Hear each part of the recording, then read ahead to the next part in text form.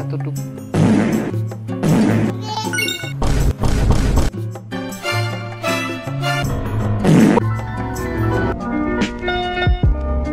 কি অবস্থা সবার and welcome back to my channel. তো আজকে আমি তোমাদের জন্য আরো একটা র্যান্ডম একটা ব্লগ নিয়ে এসে পড়ছি। ইদানিং দিনকাল একটুখানি বেশি বিজি যাইতেছে, এজন্য বেশি আহামরি ভালো কোনো ব্লগ আনতে পারতেছি। তোমরা সবাই ইদানিং এই কমেন্টে একটুখানি বেশি করতেছো যে আমার ব্লগ অনেক বেশি বোরিং হয়ে গেছে, আমি নাকি অনেক বেশি বোরিং হয়ে গেছে। মেইনলি ব্লগ বোরিং হওয়ার কারণ হচ্ছে আমি পড়া চাপের কারণে তেমন একটা ব্লগ বানাইতে পারি না। মেইনলি আমি যখন ক্লাস 9 এ ছিলাম তখন হাসু আপার জন্য পড়ালেখার চাপ অনেক বেশি কম ছিল, আর নতুন কারিকুলামে তেমন কোনো একটা পড়াও ছিল না, এজন্য আমি সারাদিন পুরো ফানি ব্লগ বানাইতে পারি। বাট এখন আবার আগের মতন কারিকুলাম এসে পড়ছে, বাট এখন এইবার আগে থেকে অনেক বেশি কঠিন কারিকুলাম আসছে, এজন্য পড়া চাপ একটুখানি বেশি, এজন্য আমি ব্লগের মধ্যে বেশি ফানি কিছু করতে পারি না। আর ইদানিং আমি ট্রাই করতেছিলাম একটুখানি অ্যাস্থেটিক আর একটুখানি ম্যাচিওর টাইপের ব্লগ বানানো, মানে অনেক বেশি অ্যাস্থেটিক আর কুল টাইপের হবে, বাট ওইগুলো তোমাদের কাছে একটুখানি বেশি বোরিং লাগে, তাই আমি এখন থেকে ওইরকম আর অ্যাস্থেটিক ব্লগ বানাবো না। এখন থেকে আমি আগের মতো ক্রিঞ্জ আর ছাপড়ি মার্কা ব্লগ। আমার অনেক সাবস্ক্রাইবারই বলতেছো যে আমার ব্লগ অনেক বেশি বোরিং লাগে, এজন্য আমাকে আনফলো বা আনসাবস্ক্রাইব করে দিচ্ছি। আর যারা আমার ব্লগ অনেক বেশি বোরিং লাগার পরে আমার পাশে ছিল আর আমাকে হেট করে দেয়, তাদেরকে অনেক বেশি থ্যাঙ্কস। আর যারা আমাকে সাবস্ক্রাইব করে আমার ব্লগ একটুখানি বোরিং হওয়ার কারণে আমাকে আনসাবস্ক্রাইব করে দিচ্ছ, তাদেরকে অনেক বেশি থ্যাঙ্কস। কারণ আমি চাই না যে আমার চ্যানেলে এরকম ফেক সাবস্ক্রাইবাররা থাকুক যারা আমার ব্লগ একটুখানি বোরিং হওয়ার জন্য আমাকে আনসাবস্ক্রাইব করে দিচ্ছে। আরে পোপট ভাইয়া, ব্লগ তো অনেক আগে স্টার্ট করছো, তুমি এখন এই আজাইরা জ্ঞান দিতেছো, এই আজাইরা জ্ঞান শুনতে তো তোমার সাবস্ক্রাইবার তোমারে আরো হিট করা শুরু করে। এই আসলে আমি একটুখানি বেশি বক শুরু করেছি ব্লগের শুরুতেই। তো যাই হোক, সকালে আমি ঘুম থেকে উঠে আমার এখানে বিজ্ঞান কয়েকটা পড়া বাকি ছিল, আমি ওইগুলো অনেকক্ষণ ধরে পড়তেছিলাম। আজকে আমার স্কুল খোলার জন্য আমার অঙ্ক টিচার আমাকে সকাল 9টার দিকে যাইতে বলছে, আর আমি এখানে আমার মেন্টাল হেলথ নষ্ট করার জন্য যাইতেছি অঙ্ক কোচিং। সকালে এত বেশি রোদ ছিল যে রোদে আমি আধা পাগল হয়ে যেতেছিলাম, তারপরেও কি করা, যাইতে তো হবেই। আকাশটা মানে কেমন জানি হয়েছিল, অর্ধেক মেঘ ছিল আবার অর্ধেক হচ্ছে রোদ টাইপের ছিল, এমন মানে একবার রোদ হয় আবার একটুখানি মেঘ হয়, এমন এলোমেলো টাইপের। তো ফাইনালি এই ভয়ঙ্কর রোদে হাত থেকে বাইচে আমি আমার কোচিং এ এসে পড়ছি। তো এখানে ফার্স্টে আমাকে ম্যাথ করেছিল, তারপর এখানে আমাকে বিজ্ঞান করেছে। বিজ্ঞান এই পেজটা আমি সকাল থেকে অনেকক্ষণ ধরে পড়ছিলাম, বাট সাকসেসফুলি টিচার আমাকে যখন জিজ্ঞেস করছে তখন আমি একটাও পারি নাই, হি। তো অঙ্ক বিজ্ঞান কইরা আমার মেন্টাল হেলথটা নষ্ট করে তারপর আমি যাইতেছি বাসায়। ওয়াও, ওয়েদারটা তো অনেক বেশি জোস, আকাশটা অনেক বেশি মেঘলা হয়ে আছে, বৃষ্টিও পড়ছে। ওয়াও, কি জোস ওয়েদার, এত সুন্দর একটা ওয়েদার ছিল। তারপরে বৃষ্টির জন্য রাস্তাটা পুরো কাদা হয়ে গেছিল, আমার পুরো প্যান্টটা একদম কাদা বালিতে মাইখা নষ্ট হয়ে গেছিল।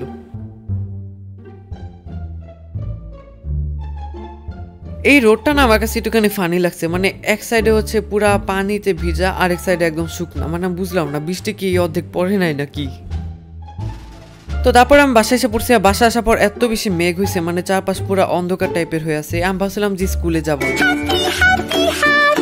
মানে মেঘ দেখে আমি এত বেশি খুশি হয়েছিলাম যে আজকে আমার স্কুলে যাওয়া লাগবে না, বাট হঠাৎ করে এত বেশি রোদ উঠছে যে আম্মু আমার ঘাট ধাক্কা দিয়ে স্কুলে পাঠিয়ে দিচ্ছে। 6 hours later. তো স্কুলে যে আমি আমার মেন্টাল হেলথটা অর্ধেক নষ্ট করে তারপর আমি বাসায় এসে পড়ছি, আর বাসায় এসে দেখলাম যে আমার ভাগ্নিরা এসে পড়ছে। তুমি কি খাও, কিভাবে খাও, সবাইকে একটু রুটি খেয়ে দেখো, সবাইকে একটু রুটি খেয়ে দেখো তো, এভাবে রুটি খাও। তোমার তো নাকের ভিতর রুটি ঢুকে গেছে।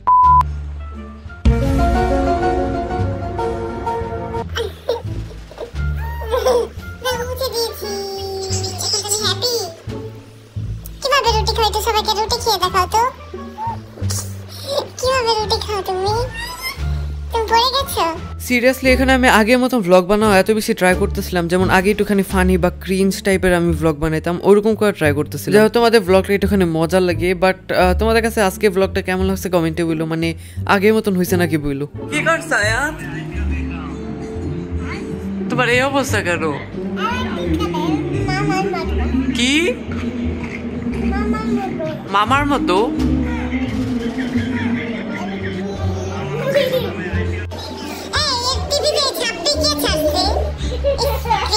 আয়াত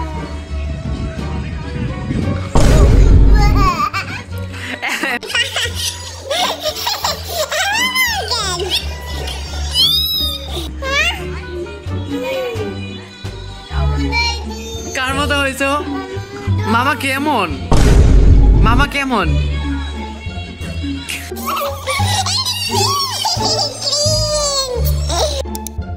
যাই হোক, তো এখানে তারপরে আছে আমি এখানে ভাবতেছিলাম যে বোবাটি বানাই। এই বোবাটির রেসিপিটা না আমি আমার ইউটিউবে বা টিকটকে ঢুকলে খালি বোবাটি দেখতেছিলাম, তখন আমি ভাবলাম যে আমি এত বড় একটা কফি লেভার, তখন আমি ভাবলাম যে আমি এত বড় একটা কফি লাভার হয়ে যদি বোবা টি ট্রাই না করি তাহলে কেমন দেখা যায়। তো এর জন্য আমি এখানে ইউটিউবে কয়েকটা রেসিপি দেখা বোবা টি বানানো ট্রাই করতেছি।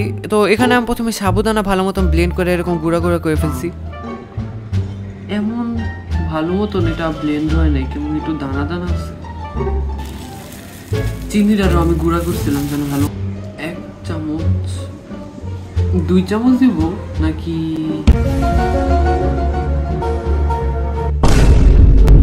কিছু কি শোনা যায়?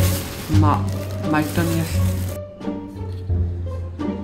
মাইক কি অন হয়েছে? Hello hello, mike testing 1 2 3।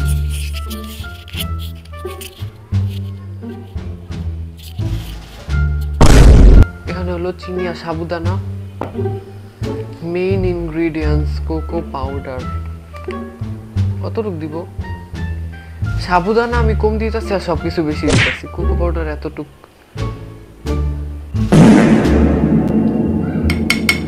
দিয়ে দিই, কি বা বুঝবে। একটু কফি দিয়ে দিই। আমি এই রেসিপিটা অনেক আগে দেখছিলাম, ভুললেও গেছি কেমনে বানাইছিল। আন্দাজে আমি সবকিছু করতেছি। এটাকে একটু মিক্স করি।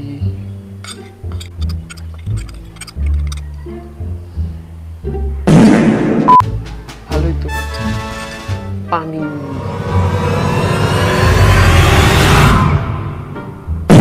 और 50 रुपया कट ओवर एक्टिंग के वजह কম হয়ে গেছে।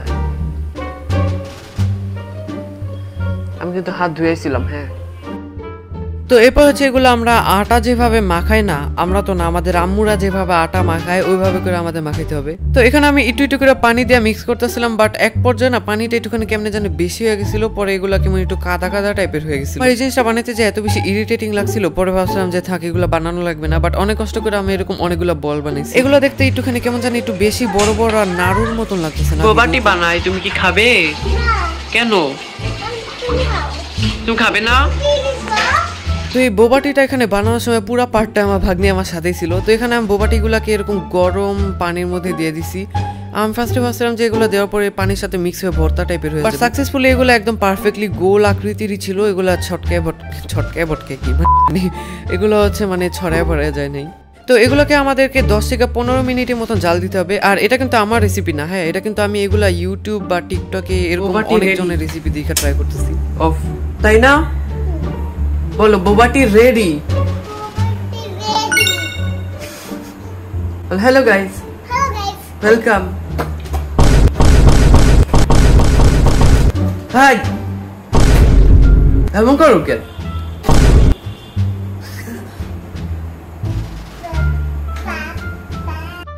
তো 10-15 মিনিট ধরে জাল দেওয়ার পর আমাদের বোবা পালসগুলো এরকম একটুখানি বড় বড় হয়ে গেছিল। আমার মনে হয় যে বোবা পালসগুলো বানানোর সময় একটুখানি ছোট ছোট গোল করলে বেশি ভালো হতো, নাকি এগুলো পারফেক্ট হয়েছে নিজেও জানি না। তো এই বোবার ড্রিঙ্কসটা কিন্তু আমি লাইফে ফার্স্ট টাইমই বানাইতেছি, তো এর জন্য পারফেক্ট নাও হইতে পারে। আমি অনেকজনদের দেখছিলাম যে এটা বানাইতে, এই জন্য তাদের থেকে ইন্সপায়ার হয়ে আমিও বানাইতেছি। তো এখানে আমি একটা পানির মধ্যে কফি আর চিনি দিয়ে এরকম একটা সিরাপ টাইপে বানাইছি। তো এই সিরাপটা একটুখানি ঘন হয়ে গেলে এটার মধ্যে আমরা এই বোবা পালসগুলো ঢেলে দিব, আর তারপরে হচ্ছে এটাকে আরো 3-4 মিনিট ধরে নাড়তে থাকবো। আমার মনে হয় যে পানিটা আর একটুখানি শুকাইলে পরে দিলে হয়তো ভালো হতো, কারণ এখানে একটুখানি বেশি পানি পানি হয়ে গেছে মনে হয়। যাই হোক, ফার্স্ট টাইম বানাইছি আর এই বোবা পালসগুলো একদম পারফেক্টলি গোল গোল হয়ে আছে, এটাই অনেক বেশি। তো এগুলোকে আমি কি মনে করে ফ্রিজে রাখছিলাম আমি নিজেও জানি। বোবাটি তো 10-15 মিনিট এগুলোকে ফ্রিজে রাখার পর আমি এখানে বাইর করে তারপরে এখানে আমি সার্ভ করতেছি। বোবাটিটা ঢালার পর আমি গ্লাসে চারপাশ দিয়ে এটা যে সিরাপটা ছিল ওইটা একটু লাগিয়ে নিছি, আর তারপর এখানে আমি দিয়ে দিতেছি ঠান্ডা ঠান্ডা বরফ টাইপের। এরকম কোল্ড কফি টাইপের কিছু বানাইতে গেলে আমার কাছে এরকম বরফ বরফ দুধ দিয়ে দিতে বেশি ভালো লাগে। তো বোবাটি বানানোর সময় যে সিরাপটা বানাইছিলাম ওই সিরাপের মধ্যে অনেকখানি কফি আর চিনি ছিল, তারপরে আমি এখানে উপর দিয়ে আলাদা করে একটুখানি কফি দিয়ে দিচ্ছি। দেন এগুলোকে এখন আমাদের মিক্স করতে হবে। বোবাটি খাওয়ার জন্য যে বড় বড় পাইপ টাইপের থাকে না, ওইগুলো আমার কাছে ছিল না, এর জন্য নর্মাল যেগুলো আছে আমি ওইগুলো নিই। তো এবার এটা টেস্ট করা পালা।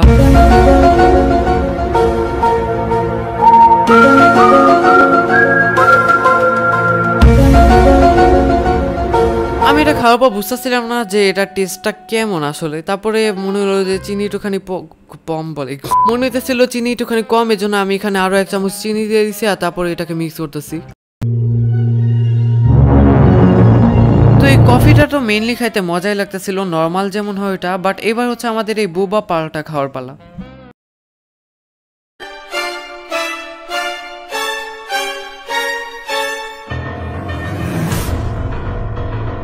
boy, what the hell, boy?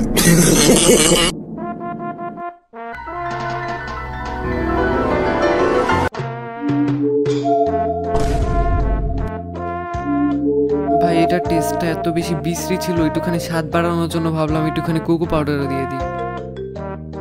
তো তারপর এটা আমি খাইতেছি, এটা আমি ঢাকনা খুইলা ঢাকনা লাগে বাঁকা করে উঁচা করে নিচা করে সবভাবে লিকুইডটা খাইতেছিলাম, বাট নর্মালি লাগতেছিল। বাট এই বোবা পার্সগুলো এত বেশি বিশ্রী হয়েছে, আমার খায় পুরো মুডটাই নষ্ট হয়ে গেছে।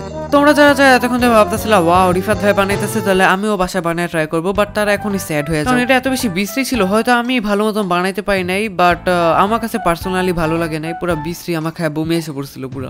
যাই হোক, কফি টফি বানানোর এই নাটক ফাটক করতে করতে প্রায় রাত 8টা বেজে গেছিল, আর এখন আমার আবারও পড়তে বসা লাগে। আজকে সারাদিনটা কেমন জানি একটুখানি হজবরল টাইপের ছিল। সকালে পুরা, তারপর গেলাম কোচিং থেকে স্কুলে, স্কুল থেকে বাসায় এসে এইসব বুবাটি বানায় একদম পুরো অবস্থা খারাপ। যাই হোক, তোমাদের কাছে আজকের এই ব্লগটা কেমন লাগছে কমেন্টে বলো। আগের মতন একটুখানি ফানি করা ট্রাই করছে, আগের মতন হয়েছে নাকি এটাও বলো। তো আমি তো এখন যাইতেছি পড়তে, তো দেখা হবে নেক্সট ব্লগে, বাই।